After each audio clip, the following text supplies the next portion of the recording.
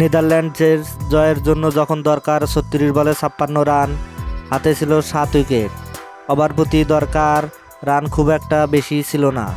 আবার ক্রিজে আছেন দুই সেট ব্যাটসম্যান সিব্রান্ড অ্যাঙ্গেলব্রেক্ট ও স্কট এডওয়ার্ডস। অধিনায়ক নাজমুল হোসেন শান্ত এমন পরিস্থিতিতে ভরসা রাখলেন প্রথম ২ ওভারে ১৯ রান দেওয়া লেগ স্পিনার রিশাদ হোসেনের উপর।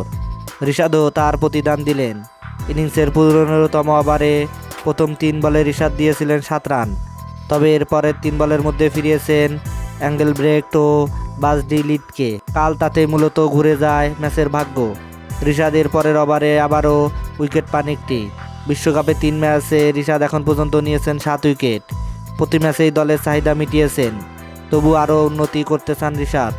ম্যাচ শেষে মিক্সড জোনে রিশাদ জানিয়েছেন, সব জয়ের মধ্যেই ভালো লাগা কাজ করে, অবদান রাখতে পারে আরও ভালো লাগছে। সবার শরীরী ভাষা, সবার যে চেষ্টা ছিল সেটা অনেক ভালো লেগেছে। ইনশাল্লাহ চেষ্টা করব আরও কীভাবে উন্নতি করা যায়। নিজেকে শান্ত রাখার চেষ্টা করেছি, ভেবেছি এখান থেকে ১-২টা উইকেট নিলে খেলাটা আবার আমাদের দিকে চলে আসবে। আমি এটা করার চেষ্টা করেছি। এবারের বিশ্বকাপে রিশাদের উপর সবচেয়ে বেশি আস্থা রেখেছেন নাজমুল।